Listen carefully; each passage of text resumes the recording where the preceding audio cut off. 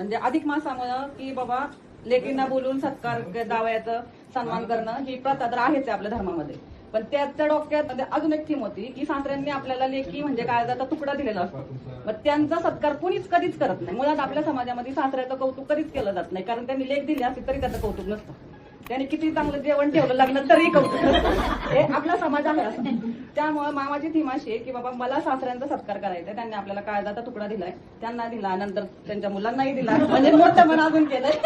म्हणजे समाजामध्ये एखादा आपलं कुटुंब नाती पोती ही जी आपली सांभाळायची असतात त्याच्यासाठी काही ना काही एक कार्यक्रम पाहिजे असतो. आणि तो घेणं आणि माणसाच्या जवळीक साधणं घेणं त्याला महत्व आहे.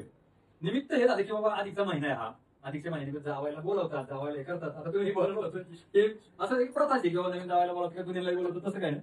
पण सासऱ्याला कधी कोणी बोलवलेलं नाही. आणि जावायला बोलवतं, जावायला काहीतरी सोन्या तुकडा म्हणून देतात, अर्धा तोळा एक तोळा जे काय असतं ते सोन्याचा, म्हणजे आपण धातूचा तुकडा म्हणतो, एक धातूचा तुकडा आपण देत असतो. पण विचार करत नाही जो देतो त्याने आपल्या काळजा तुकडा दिलेला असतो, त्याचा विचार कधी करणार. म्हणून माझ्या मनात आलं नाही आपलं वेगळं करायचं, ज्यांनी आपल्याला मुली दिल्या त्यांचा मला सन्मान करायचा आहे. आणि हे सगळं इतक्या म्हणजे ज्यांना कळलं सगळ्यांना आवडलं म्हणजे तुम्ही जर वेगळं करताय नाही म्हणलं. आयुष्यभरासाठी ज्यांनी काळजा तुकडा दिलाय, आपण कन्या रत्न म्हणतो, सोन्यापेक्षा मोठं रत्न, त्याचं झालेलं कन्या रत्न त्यांनी आपलं दिलेलं असतं आणि ते आपल्या आयुष्यभरासाठी असतं. आणि त्याच्यामुळे ती घरात आपल्या लक्ष्मी पावलं आलेली असती, त्याच्यामुळे लक्ष्मी असती घरात. म्हणून अशा लक्ष्मीची पावलं आपल्या घरात आली, त्याच्यामुळे आपलंही चांगलं झालं. आणि दोन्ही कुटुंबाचे संबंध शेवटपर्यंत चांगले आहेत राहणार. ते कशामुळे राहणार की अशी जवळीक साधल्यामुळे, एकमेकांच्या प्रेमात राहिल्यामुळे नक्कीच वाढणार. आता माझी तरी खात्री आहे मला, कारण की आजपर्यंत कधी सुना नाही माहिती लेखी आहेत तरी पप्पांना हाक मारली ना तुला खूप बरं वाटतं की मला 2 लेखी आहे ना देवाने दिल्या. 2 लेखी नव्हत्या पण एकदम 2 आल्या, इतकं मला समाधान वाटतं.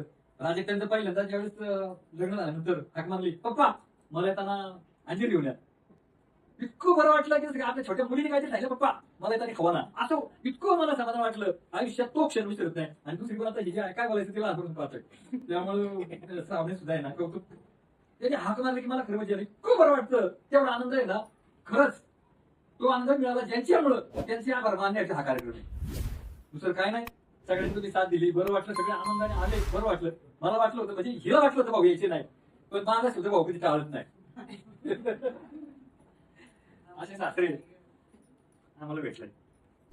या विचाराने भरून आले की लोक जावयांचा सगळा सत्कार करतात, सन्मान करतात, मग तो कार्यालयात असो, लग्नाच्या वेळेस असो.